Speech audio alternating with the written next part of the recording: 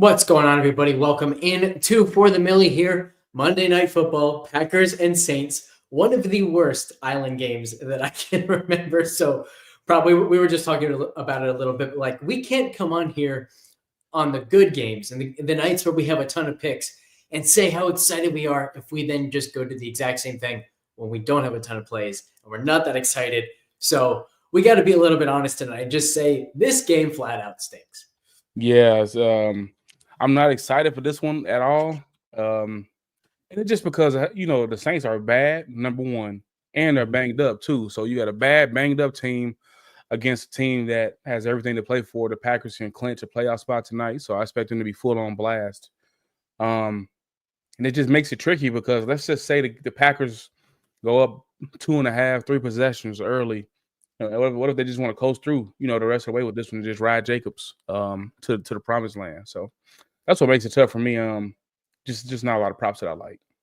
Yeah, it feels an awful lot just like playing the lottery tonight, where it's just like I think the Packers will be able to do what they want to do offensively.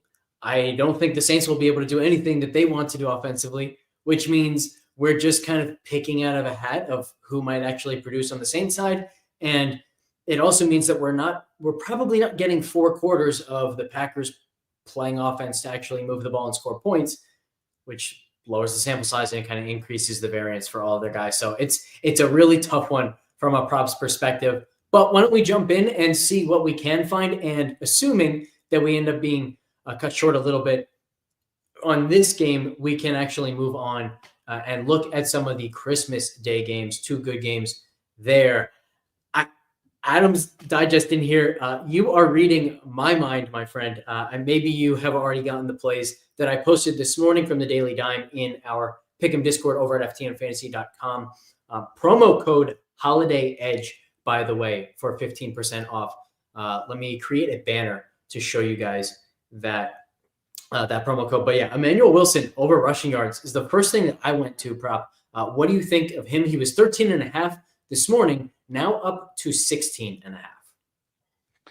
I'm not mad at it. I'm seeing some 15.5s laying around too, but you look at the Saints, giving up the 6th most rush yards per game. Mm-hmm. I already said I like the Packers to win this one pretty easily, so that could lead to more touches from him. And that's kind of what I worry about, backups playing more. He's over in the last 4 out of 6 games, under in the last 2, but those were I honestly, the Seattle game actually wasn't tight, but this one I feel like will be even easier for Green Bay. So I'm not mad at the Wilson look at all. Yeah, and also with that game in Seattle, like it was closer, I think, than the final score indicated, and also that Seattle passing offense has the kind of chops where Green Bay couldn't just treat it as the game being over. The last time they actually had like a true blowout win was their 38-10 victory 4 games ago against San Francisco, and in that one, Wilson had 9 carries for 41 yards. So that's the kind of game that I'm envisioning from him here tonight. Yep. And I think we get a pretty depressed line, so I'm not mad at that. It probably has some value on a slight ladder too.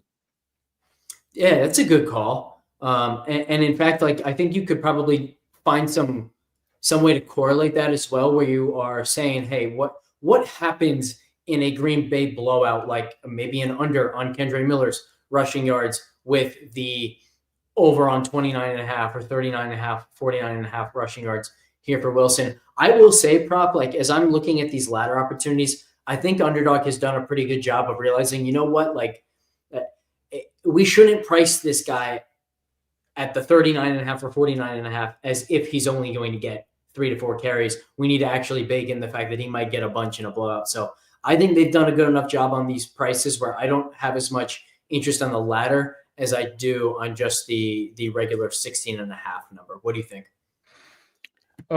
Wait, so you rather the 19.5 than the 16.5? I'd rather just the 16.5, maybe the 19.5 or 1.12. More so, like oftentimes, if I really love the 16.5, then I'm also going to like every step of the ladder. I don't really like the ladders as much on this one. I prefer just the number. Make it just the one bet that, hey, he's going to get more carries than usual. If you go to like the 39.5 or the 49.5, you have to be right about number one, him getting more carries than usual. And you have to be right to some degree that he's going to do something with those, that he's going to be efficient to some degree with those carries. I don't feel the need to do that. I just want to make the bet that Green Bay blows them out and Wilson's going to get carries at the end because of it. Yeah, I agree with that. We can just go with the 16.5 then. Cool. I know you were also looking at some Christian Watson stuff. Do you want to kind of talk about that? Yeah, so I was looking at it, basing it off of him being wide receiver 2, because wide receiver 2s have been cooking the Saints all season. 29% adjusted DVOA against, and then wide receiver 3s 34% above the league average. So, but I looked at the last 2 games with Watson. He's been wide receiver 1, even with Dobbs being back. 13 targets for Watson compared to Dobbs only been back 1 game, but 5 targets for Watson in his first game back. But he still out targeted Watson last week too. I'm sorry, he out targeted Dobbs last week too. Watson did. But I'm at the point where I really don't even care if he's wide receiver 1, 2, or whatever it is. I feel like, coming into the season, the debate was who was going to be the guy between these 3. And if fully healthy, Christian Watson is the guy because he has the size, pause for my immature crowd, and he has the speed, you know what I mean? So I think Watson is the guy in Green Bay, and I don't think it's really any much the Saints can do about it. So I do like the running game with Jacobs and Wilson. I think the running game will set up what we love to play action shots, and then boom, Watson. So if we don't go with his regular receiving yards, then I'm okay with the longest reception too. Yeah, if I had to go to one of the Packers receivers, I think I'd go to Watson as well. You can see here on the DVOA adjusted fantasy points against data, New Orleans has been a negative 11% matchup for opposing wide receiver 1s. That has slowly started to get better from a wide receiver 1 perspective since Lattimore departed New Orleans, but they have still been weaker against wide receiver 2s and wide receiver 3s. Big numbers at plus 29% and plus 34%. We are still categorizing Jaden Reed as the wide receiver 1, Watson the wide receiver 2, although it is very admittedly like a lot tougher to make that designation on the Green Bay receivers. So many of you have probably heard this already, but I'll kind of rehash this just a little bit. We are making those designations, those classifications based on a ton of variables like first read target share, the kind of routes guys are running, where they're aligning, how defenses are prioritizing stopping those guys. So how often they're putting, a safety over top of that guy versus the others, things of that nature. So a lot of thought, a lot of efforts being put into those designations, but sometimes it's really difficult to figure out exactly who deserves which designation. And to some degree, it means that on one snap, the wide receiver 1 is going to be Watson. On the next, he's going to be the wide receiver 3. And it just becomes a lot different in that way. But why I like Christian Watson is because I don't expect there to be a ton of volume in the Green Bay passing game. And Frank posted something really cool from this matchup where New Orleans is stacking the box against the run a ton, but Green Bay has been really good at running the ball against stacked boxes. So I think we're going to see a lot of that tonight where New Orleans feels like we have to stack the box to stop the run. Green Bay decides we can just let them do that, still run the ball, but that's going to lead to a lot of opportunities for play action, for shots down the field where Christian Watson has really shined. So I think I might even like the longest reception on Watson more here than the actual yardage. It didn't sound like you had much of a preference between the two. No, I like both. I'm probably going to bet both too, as well as Jacobs' longest rush at 15.5. I think that line is disrespectful. Yeah, 15.5 I think is definitely strong. Because we have Wilson, because we have a longest rush on Jacobs, I feel like from a correlation perspective, we might be better off with longest rush and longest reception for Jacobs and Watson. Do you have any opposition to that? No, let's go with both of those. I like both. Okay, let's do that. Let's do exactly that then. I also really like I like 16.5 for the longest rush on Jacobs instead of 15.5. I think I'm still good with it, but what do you think there? If we go 16.5, he's over an 8 out of 14 this season. 16.5 is the same hit rate. Whenever when he goes over, it's 19, 19, 18, 37, 38, 27. When he goes over, he's going over. It's not like a hook type of thing. The lowest he has when he went over was an 18-yard rush against the 49ers. Okay. I like seeing that. So yeah, I think we're good there. We can just go with the 16.5 here. So now we actually have 3 picks from this game. The problem is you can't play this as a 3-pick play because they're all Green Bay. Is there anything on the New Orleans side that you like? And feel very free to just say no if the answer is no. Well, Marquez Valdez Scantling. Mm-hmm. See, this is the thing. He's over his receiving yards in 5 straight weeks. Yep. When he goes over that, he's over the longest reception too. Mm-hmm. Receiving yards, 33.5. Longest reception is 17.5. I know it's risky. It is Spencer Rattler. He had a 39-yard catch last week. Are you scared of that? I mean, because other than that, for the Saints, and maybe Juwan Johnson. I don't know if I want to trust him either. See, it's tough. It's so ugly. It's so ugly. The weird thing is, like, Rattler came in and was actually effective in relation to what Hayner had been.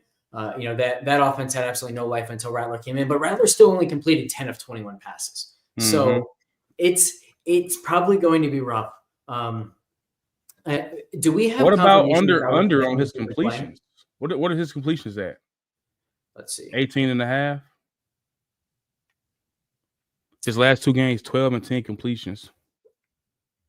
It doesn't look like they're offering that, although I'm back in Pennsylvania, so it might be that I just can't see it. But his passing yards just went down to 178.5, so maybe you take a chance on that, just saying, hey, they're going to be down. He's only over that in 1 out of 4 games, so yeah. I'm not mad at that. And we got some weather concerns. My guy Sosa hit me up and said too. Mm-hmm. So I'm not. Let's fade Rattler. I'm not scared of that at all. Can we take him for an interception? Let's just take the pass yards under. Let's just take the pass yards. Yeah, I mean, I'm definitely not opposed to that. The thing is, he's going to be throwing so much, I would expect, that he might get there just on volume. That's true. Here's an interesting look. He has a longest completion of 41, 32, 37, and 39. So over the longest completion in 4 of 4 games, should we just do the longest completion and say, look, all he does is throw the ball deep. That's why he completes fewer than 50% of his passes. And you just hope one of those big plays happens again. That'll give us some excitement while we're watching the game. So, I mean, we about taking risks, right? Let's do it. All right, let's do that.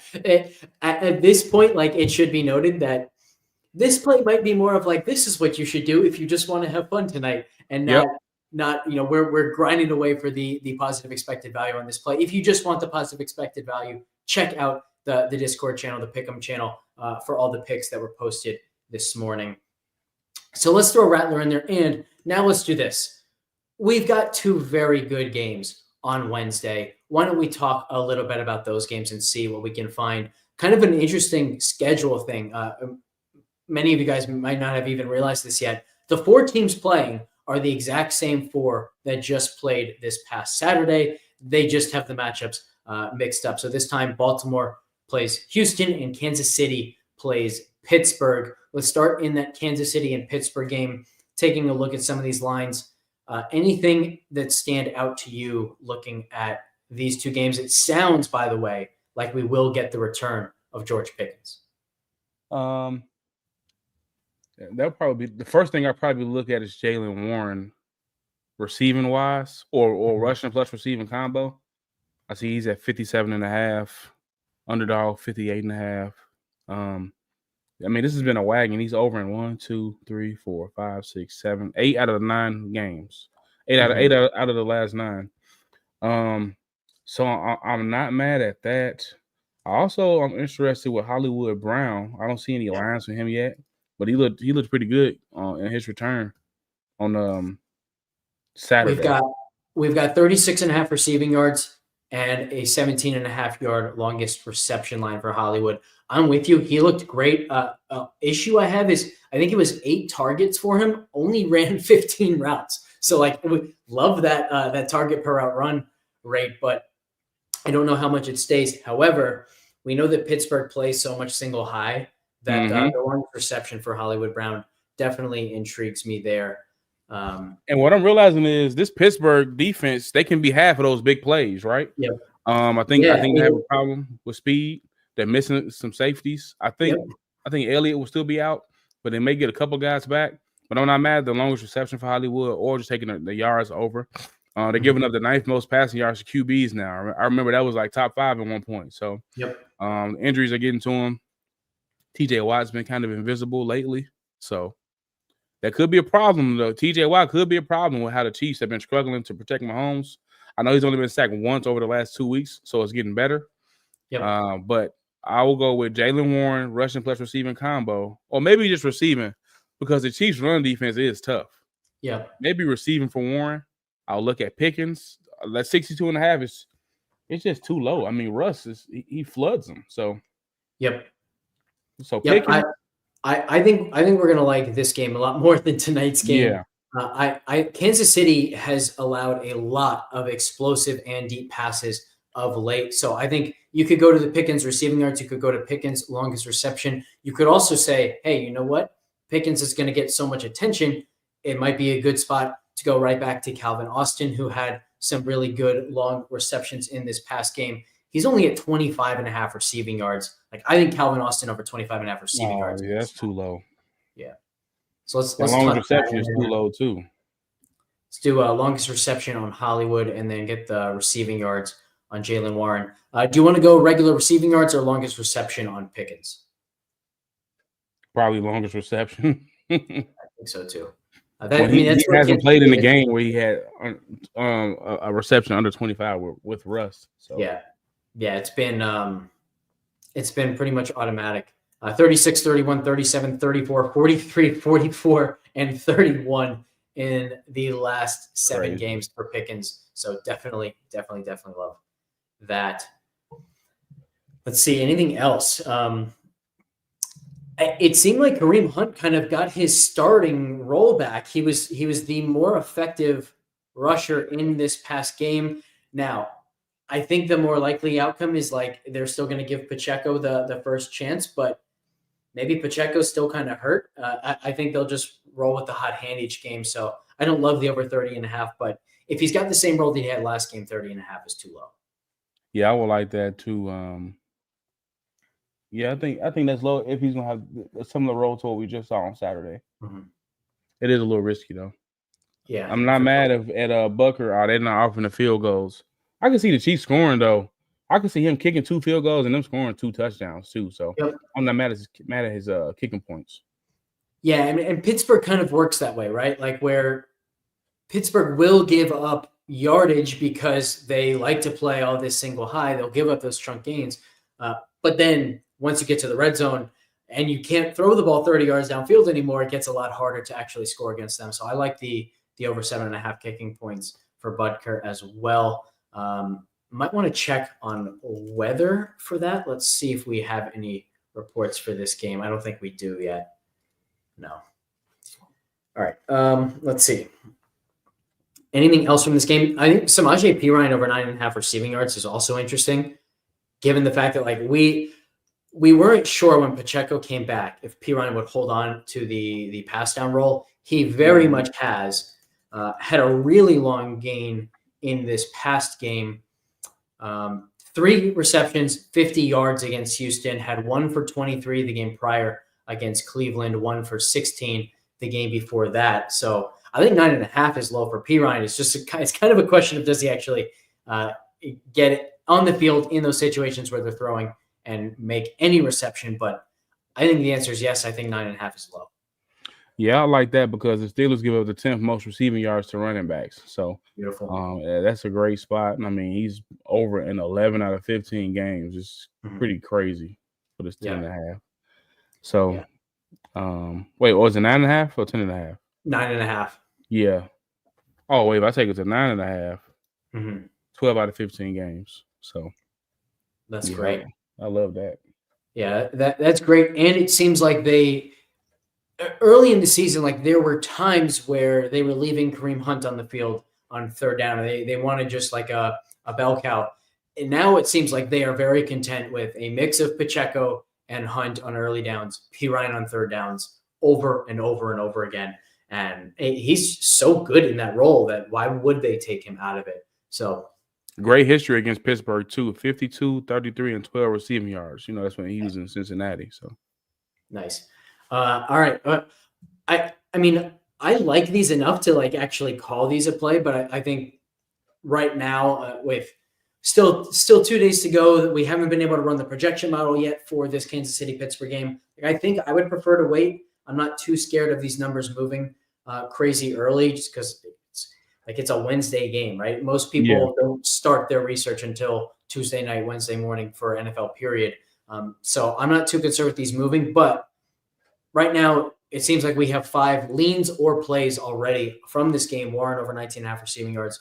Calvin Austin over 25.5 receiving yards, which I think is a smash play. Hollywood Brown over 17.5 longest reception. Pickens over 24.5 longest reception. And Samaje Perine over 9.5 receiving yards. Do you have a favorite or like a favorite 2 from this game at the moment? Hollywood Brown and Calvin Austin.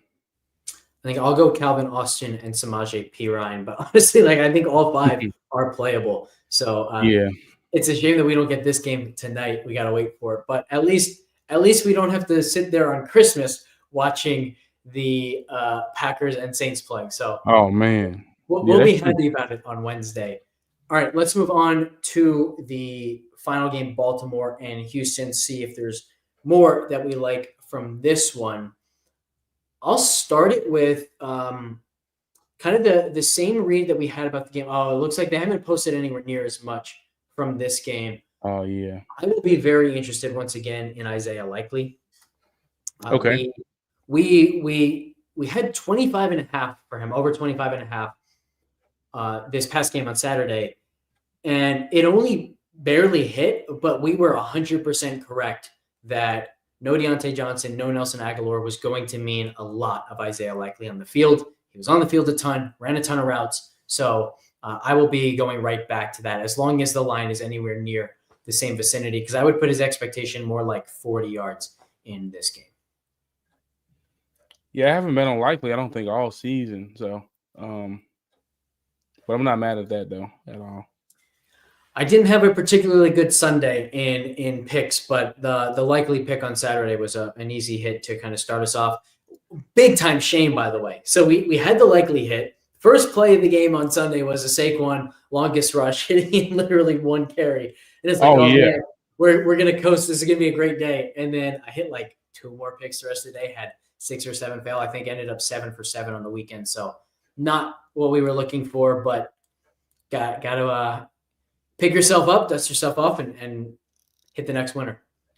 Got to roll with the punches. Yeah, I had the Saquon longest rush too, but I had Devontae Smith longest reception in that same game, and then Jalen Hurts gets injured, and I knew I had no chance. Yeah. So, well, not injured, but the concussion.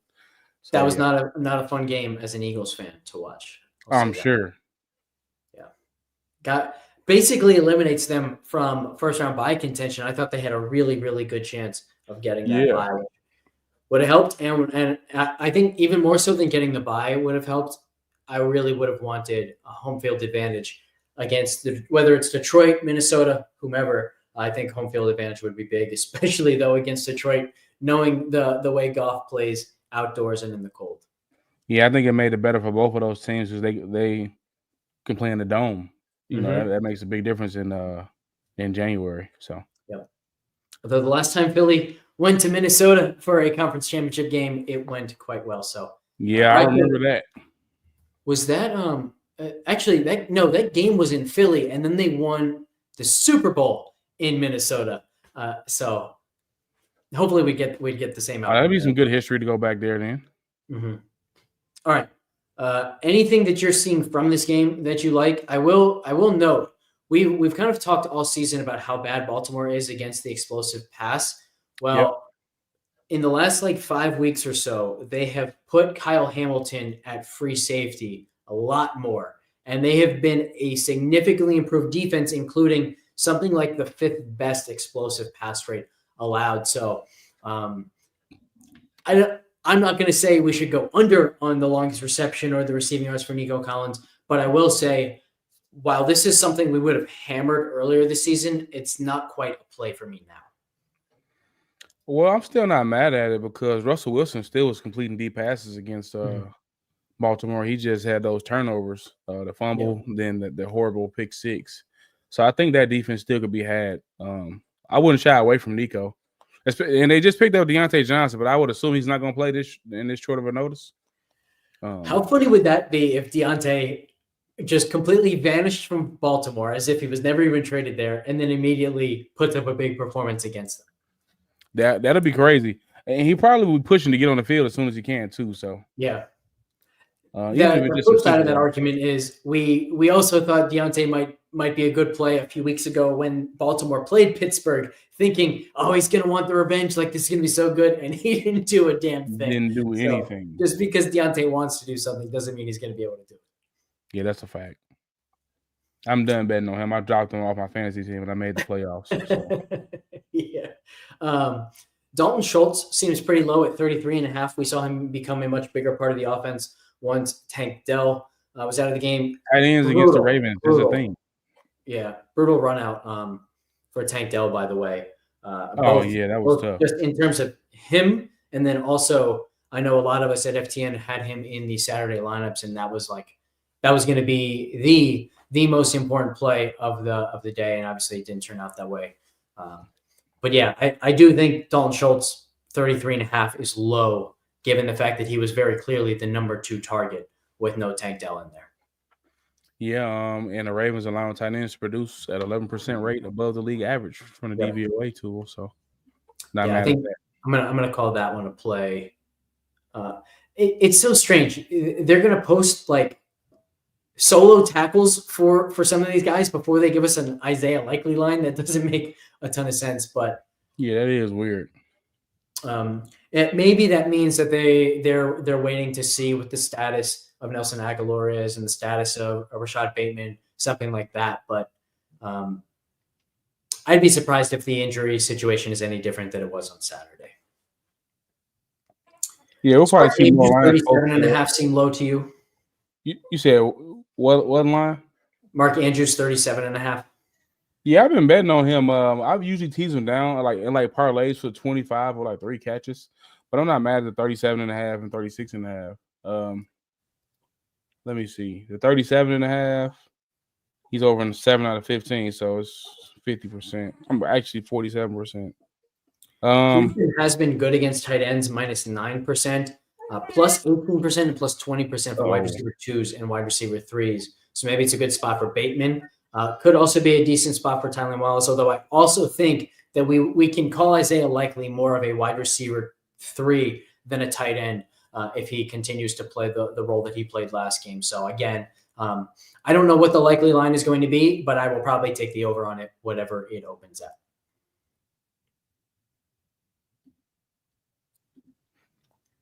Duty called. My bad. Catching your eye here?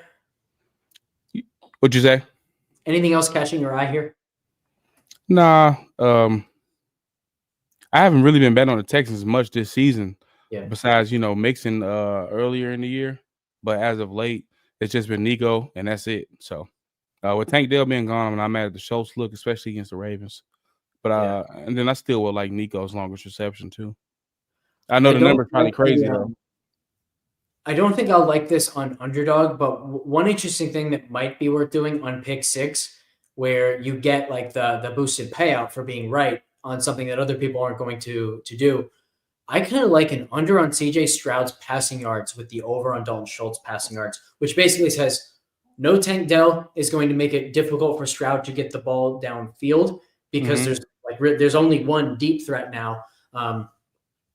So you might even do like an under on Stroud and Nico Collins with an over on Dalton Schultz. He's forced to check down. They don't have a ton of success through the air. So I think that actually tells a story that's fairly likely to happen, but most people will view it as too inversely correlated to add it to their Pick 6 slip. So that's probably a path that I like, but I don't really want to do that on Underdog where you don't get any added benefit from being contrarian. In fact, if we added that, let me get rid of everything else.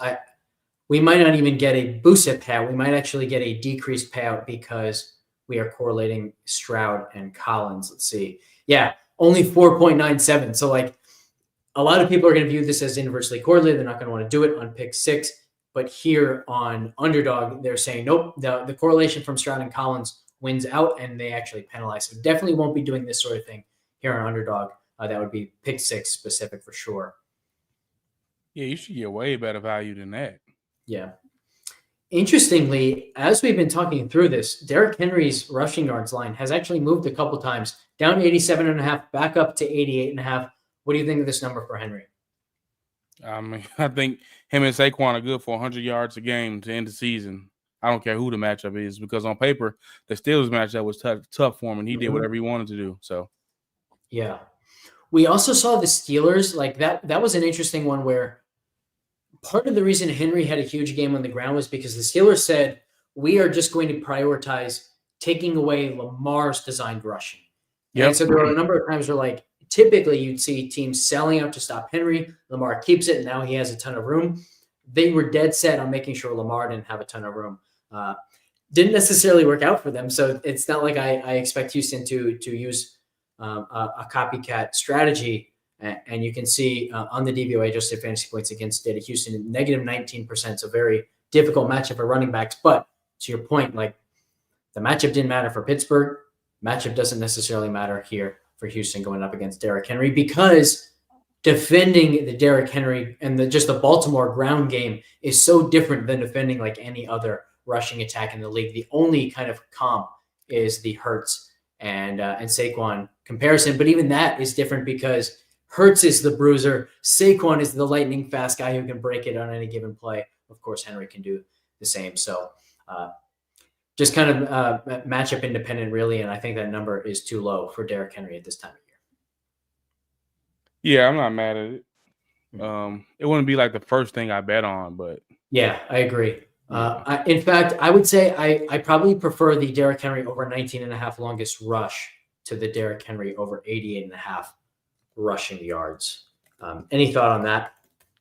I haven't really attacked Houston from the explosive runs. I know he's second in the league now. I think he passed. Did he pass Gibbs? Oh, I'm not looking at explosive runs. That's why. I know he's in the top in explosive rushing yards, at least, maybe not explosive runs. But. Yeah, because he had that 90-yarder or whatever it was against Buffalo. He only has 3 games with an explosive. Oh, 4. Sorry, 4 games with an explosive rush below 19 or below 20. So 3 games with an explosive rush below 19, 4 games with an explosive rush below 20. So the 19.5 I do think is too low. Yeah, I'm not mad at that. That's probably the only play here, along with the Dalton Schultz over 33.5. I probably will look at Bateman in this one too. Yeah. As much as I would hate to, but I agree completely. We just don't have that line yet. So yep. Nothing we can do there. All right. Anything you want to add either on tonight's game or on the Christmas games? No, just take it. I would say take a light for tonight's game. Don't force it just because there's a game on. There's much better action. Yeah. In 2 days on Christmas. So yeah, just take it light. Leave it to Brian to say the Eagles still have a chance for the bye, need the Vikings and Lions to lose this week. Dude, they're like 30 some ways that the Eagles, Lions, and Vikings games can play out the rest of the year. Only one of them. There's literally just one outcome where the Eagles can get a bye, and they would still have to win the strength of victory margin against the Vikings, which is they have the edge right now, but the path to an Eagles bye, I believe, includes a Vikings victory over the Lions. Oh, so wow. It's going to be that much harder to get the strength of victory. I love your optimism, though. I think it's blind, blind just Eagles bias and love, but I can't fault you for that. I feel the same way sometimes. Keep hope alive. Exactly. All right, man. Are you live again tonight at 7 for Trentis? Yep. Beautiful. Everybody tune in there 15 minutes from now. I don't know if you'll start exactly at 7:15. 7:15. Beautiful. All right, guys. Appreciate you tuning in. We will catch you next time. And I will note some programming notes for the week. No matchups show. I think maybe I'll be able to find time to do the matchup show, but having a Christmas game or 2 Christmas games and a Thursday night football game really stretches the schedule. I will have an article for that 2-gamer on Christmas, though, so you can stay alert for that this week. And I'll probably drop some notes in the Discord on all the matchups that typically would be on the matchup show. I'll just put in Discord, save some time that way. All right, guys, we will see you at Trenches in about an hour.